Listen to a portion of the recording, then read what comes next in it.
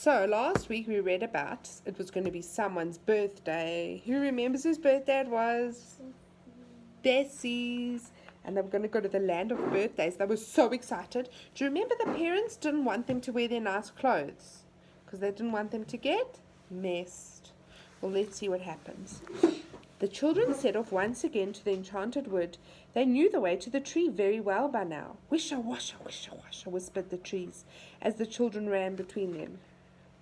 Bessie put her arms round one and pressed her left ear to the trunk.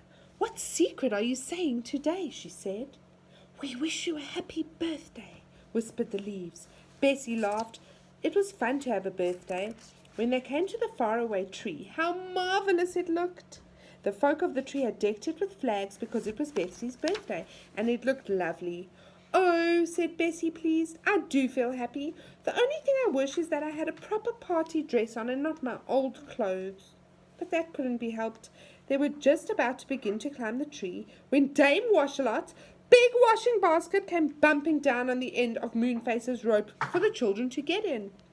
Good, said Joe. Get in, girls. They all got in and went up the tree at a tremendous rate.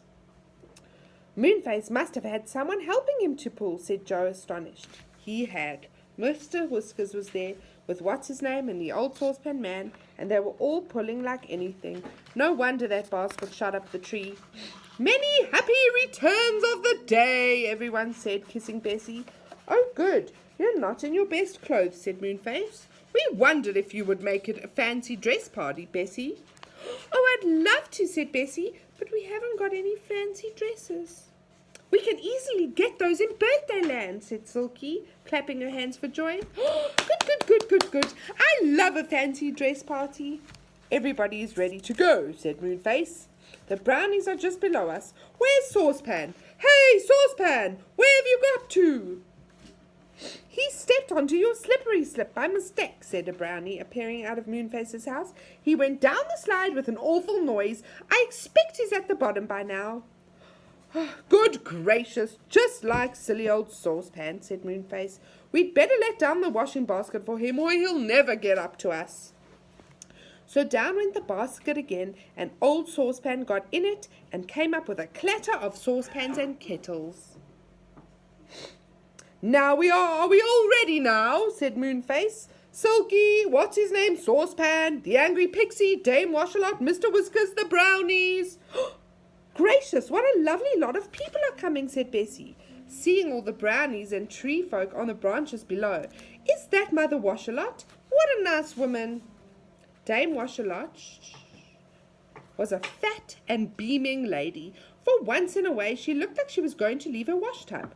Going to the land of birthdays was not a treat to be missed. Come on then, said Moonface, and he led the way to the ladder. Up he went, popped his head above to make quite sure that the land of birthdays was there, and then jumped straight into it. Everyone climbed up. That's all, I think, said Moonface, peering down. Oh no, there's someone else. Who is it? I thought we were all here. Gracious, it's my clock, said Silky, the one I got in the land of Take What You Want. Sure enough, it was. Ding dong, ding dong, ding dong, it cried as it climbed up on its flat feet. All right, we'll wait for you, said Silky. Go carefully up the ladder, you weren't really asked, you know. Oh, I'd love your clock to come to my party, said Bessie at once. Come along, clock. Ding dong, said the clock, pleased, and managed to climb up the ladder. The land of birthdays was simply beautiful. To begin with, there was always birthday weather there. Brilliant sunshine, blue sky, and a nice little breeze. The trees were always green, and there were always daisies and buttercups growing in the field. Oh, it's lovely, said Bessie, dancing around joyfully. Moonface, what about fancy dresses? Where do we get them? Oh, you'll find them in your house over there, said Moonface, pointing to a very pretty house. They all trooped over to it. As they went, small brown rabbits hopped out of holes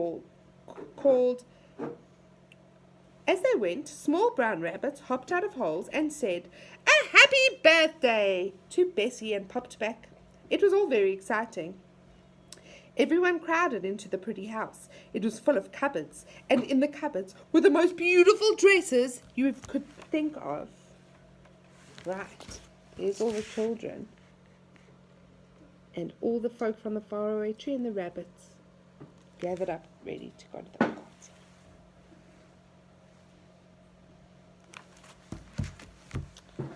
"Oh, look at this!" cried Joe in delight as he came across a red Indian's dress with a wonderful headdress made of feathers. "Just the right size for me." He put it on. Bessie chose a dress like a fairy's, and Franny chose a clown's dress with a pointed hat. She looked so cool. Moonface dressed up as a pirate, and Silky became a daffodil. What's-his-name was a policeman, and as for old Saucepan Man, he simply could not find a fancy dress to fit him, because he was so bumpy with kettles and saucepans. Everyone else dressed up, and dear me, they looked fine. Bessie had wings with her dress, but she was disappointed because she couldn't fly with them. How she would have loved to have spread them and fly like a real fairy. "Now for balloons," said Silky, and she danced into the sunshine and ran to an old balloon woman who was sitting surrounded by a great cloud of coloured balloons. Everyone chose one, and what games they had! Suddenly a tea bell rang, and Moonface gave a scream of joy. "Tea! Birthday tea! Come on, everyone!" He rushed to a long, long table set out in the field. Bessie ran with the others and took her place at the head, but to her great surprise and disappointment, there was no food on the table at all, only empty plates, cups, and glasses.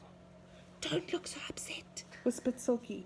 "You've got to wish for your tea."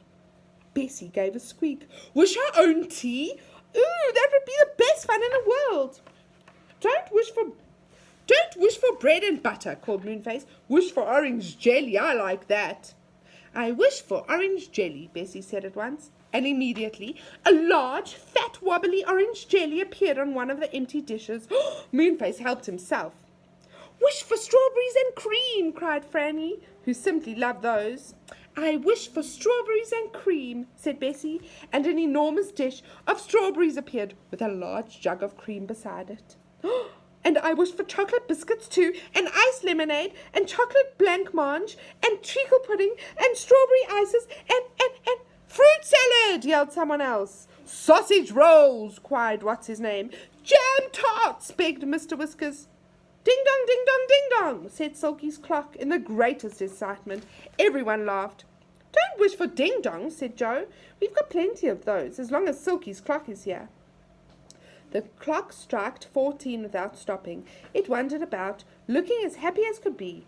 Everyone began to eat. My goodness, it was a wonderful tea. The strawberries and cream and the ice went almost at once, for Mr. Whiskers and 50 brownies liked those very much. So Bessie had to wish for some more.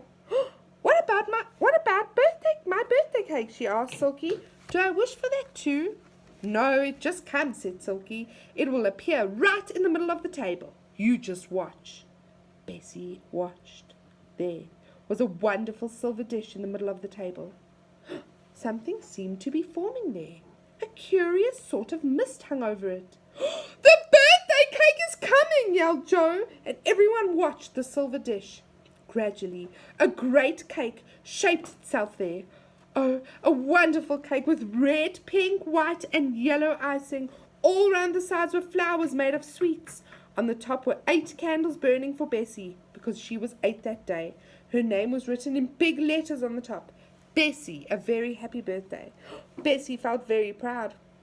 She had to cut the cake, of course. It was quite a difficult job, for there were so many people to cut it for. "This is a wishing cake," said said Moonface, when everyone had a piece on their plate. "So wish, wish, wish when you eat it, and your wish will come true." The children stared at him in delight. What should they wish?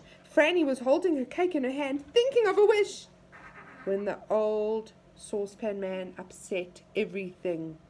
Whatever do you think he did? Right, guys. So, I'm going to end there, and tomorrow we're going to find out what happened.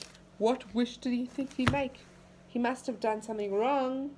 What did he do wrong? I don't know. We're going to have to wait till tomorrow to find out what he did. I think he did something wrong. Do you think he wished something bad, maybe?